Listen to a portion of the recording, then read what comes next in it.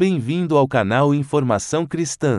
O nosso desejo é que você seja abençoado, e que se possível nos abençoe também, se inscrevendo, dando um like, e compartilhando com mais pessoas, para que essas mensagens alcancem o maior número de vidas. Ajude o canal Informação Cristã a crescer, para que o nosso trabalho alcance o nosso objetivo de evangelização. Muito obrigado e que Deus te abençoe.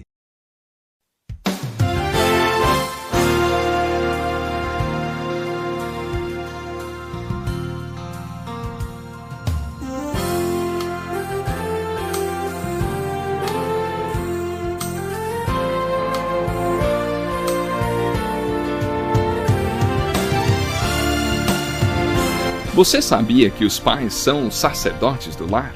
Eles devem não somente falar de Deus para os filhos, mas principalmente falar de seus filhos para Deus. O Encontro com a Palavra está apresentando a série Família e hoje quer nos ensinar algo a mais para vivermos uma vida de constante vitória em família. Vamos a mais um estudo do Dr. Dick Woodward com o pastor Edson Bruno.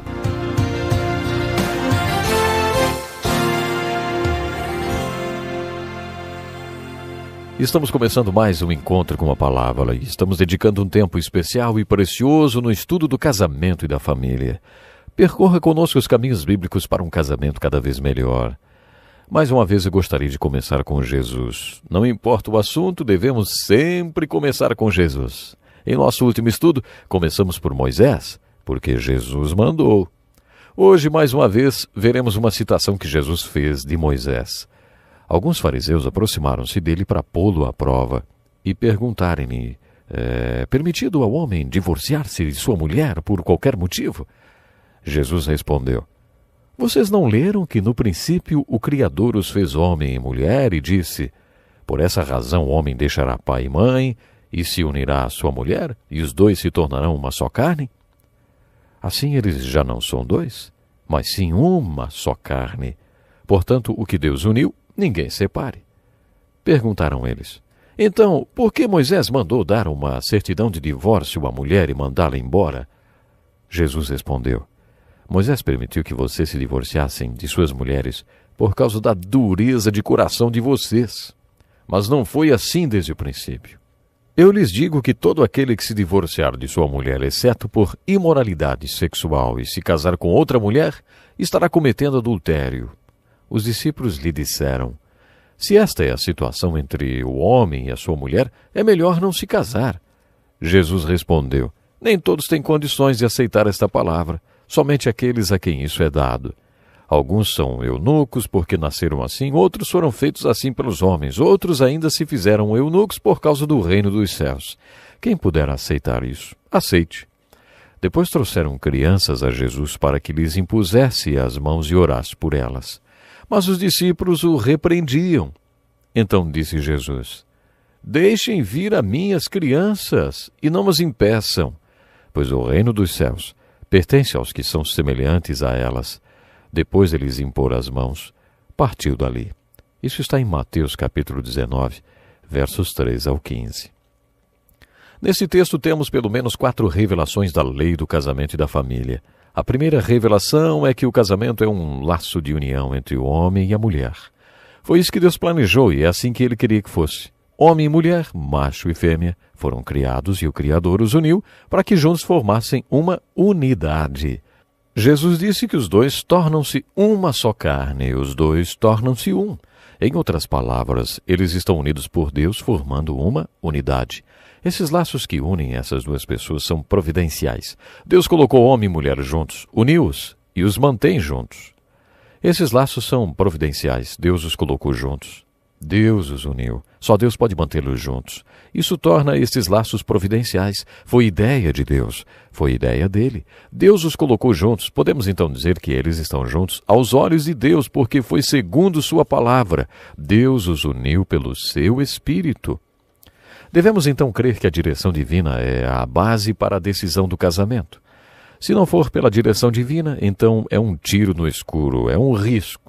Se Deus colocou os noivos juntos, se os uniu, então esse é um casamento aos olhos de Deus. Uma vez visitei um casal que tinha passado 48 anos na China. Eles se casaram e logo foram para a China. Eu perguntei a esse casal de missionários se algum dia eles tinham pensado em divórcio. O homem logo foi respondendo: não, nunca. A mulher respondeu: pensamos em assassinato algumas vezes. A razão para terem pensado em assassinato é porque nunca passou pela cabeça deles a ideia de divórcio. É preciso ter essa convicção de que Deus nos colocou juntos. Deus nos uniu. Podemos confiar que Deus vai nos manter unidos. Nesse sentido, esses laços são providenciais. Como já dissemos antes, a lei do casamento e da família, como denominamos, é uma lei de Deus que começa lá atrás, na criação, quando Deus pegou duas pessoas e as colocou juntas em uma parceria, para que depois se tornassem pais e produzissem pessoas, das quais cuidariam até que elas se tornassem também parceiros. E é assim que Deus povoou a terra, com pessoas boas. Como já vimos antes, há 4 áreas problemáticas no casamento. A área problemática número 1 sou eu, o homem. É isso mesmo. A área problemática número 2 é a mulher. Hoje minha mulher é uma santa, mas ela é o problema número 2. Às vezes quem tem problema é ela e outras vezes quem tem sou eu. A área problemática número 3 é a chamada questão de compatibilidade. A área problemática número 4 são os filhos. Se você tiver filhos, pode contar que terá problemas. Essas são as 4 áreas problemáticas do casamento. Já dissemos que, para que essa lei de Deus funcione, Deus precisa de pais adequados. E para ter pais adequados, eles precisam ter uma parceria adequada. Para uma parceria adequada, é necessário que os parceiros sejam pessoas adequadas, sadias e plenas. O aconselhamento matrimonial bíblico nos apresenta um princípio para tratar do casal. Quando a Bíblia trata do casal, ela isola os parceiros. Na prática, Deus fala com o homem sobre o próprio homem, porque só ele pode fazer alguma coisa a respeito de si mesmo.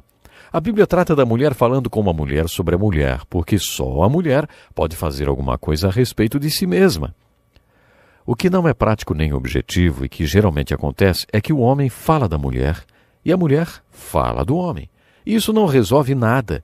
Por isso a Bíblia está sempre mostrando a importância de falar com cada um individualmente. Sabe, o desafio é nos enxergarmos dentro do casamento e colocarmos Deus nele. Só Ele pode nos manter juntos porque foi Ele quem nos colocou com o nosso parceiro e nos uniu. Como você se vê no casamento, existem 2 papéis e 2 funções que temos que assumir. Temos responsabilidades. Sim. Precisamos saber se estamos dando a contribuição que temos que dar para o casamento e depois temos que aceitar nossa parcela de culpa pelo problema.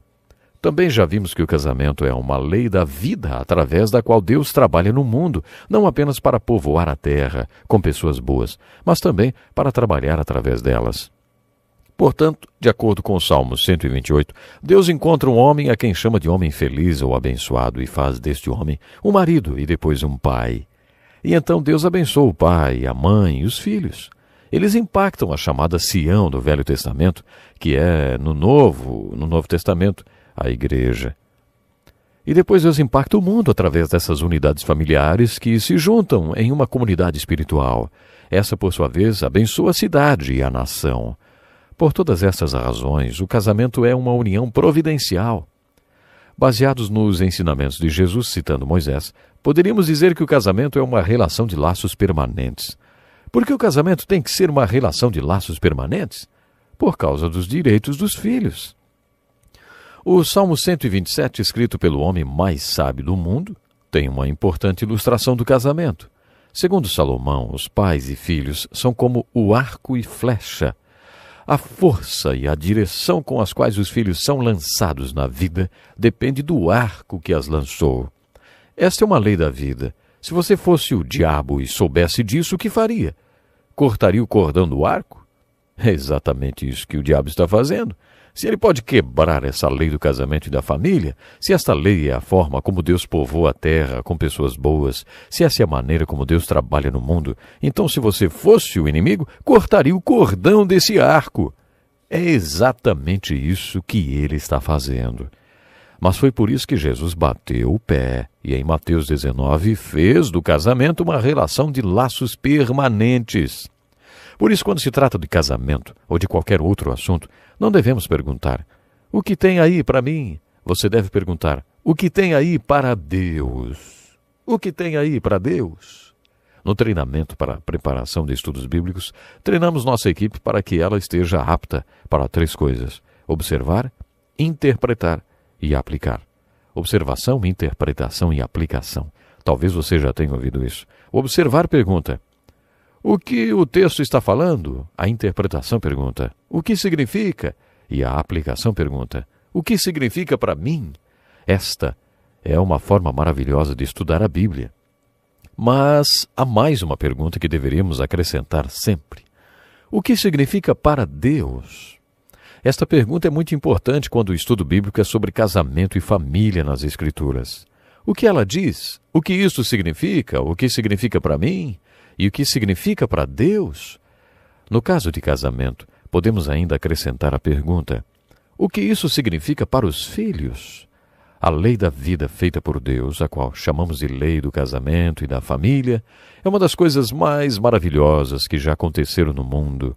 Ela criou o lar, uma instituição que automaticamente dá aos filhos 20 anos de criação antes de serem lançados no mundo para enfrentarem a vida. Isto é lindo. Os filhos precisam disto. Alguns chegam aos 40 anos e ainda não estão prontos. Em média, os filhos precisam de 20 anos para crescerem e estarem preparados para enfrentar a vida. A vida é incrível e às vezes complicada. Mas quando você quebra o cordão desse arco, rouba esse direito dos filhos. Este é um dos maiores problemas que os filhos enfrentam hoje. Um conselheiro de 78 anos que passou a vida aconselhando adolescentes disse que o que ele mais vê hoje são jovens que perguntam-lhe o que podem fazer para que seus pais não se separem. O que eu tenho que fazer para que eles não se separem? Não é triste o que está acontecendo? É por isso que Jesus diz que o casamento tem que ser uma relação de laços permanentes. Seus filhos estão seguros se o seu casamento está seguro. Acho que intuitivamente eles já sabem disso. Se você quiser ver um olhar aterrorizado, observe seus filhos quando você está no meio de uma briga com sua mulher. Observe o olhar deles, suas expressões. Eles sabem. Eu só fico seguro se o casamento está seguro. Por outro lado, se você quiser ver alegria, beije sua esposa na frente dos seus filhos.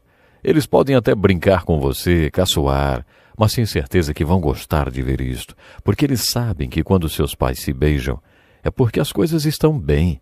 Certo dia, eu e minha esposa nos beijamos. Nossos filhos estavam quase de saída, prontos para pegarem um ônibus para irem à escola. Aí o caçula viu e falou: é isso que vocês dois ficam fazendo o dia todo por aqui, é? Os psicólogos dizem que é bom que eles pensem que é isto que fazemos durante o dia.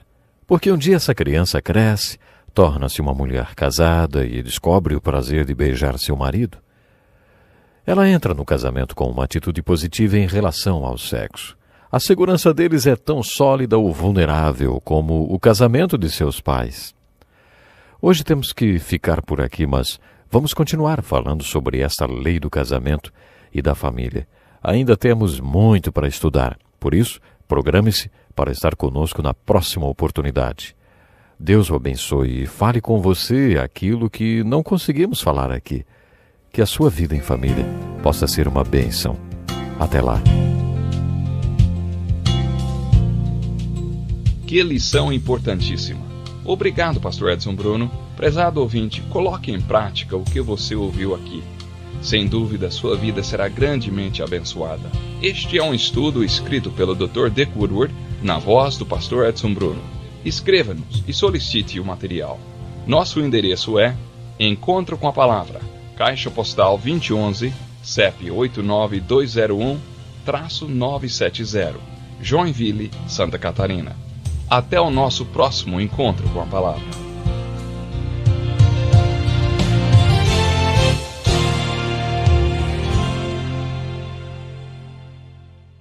Obrigado por ter assistido um vídeo do nosso canal Informação Cristã. Esperamos que ele tenha edificado a sua vida e também da sua família. Pedimos que por favor se inscreva no nosso canal, dê um like e compartilhe esse vídeo para o maior número de pessoas, para que elas também sejam edificadas e alcançadas pela palavra do nosso Deus. Que Deus te abençoe e até o próximo vídeo.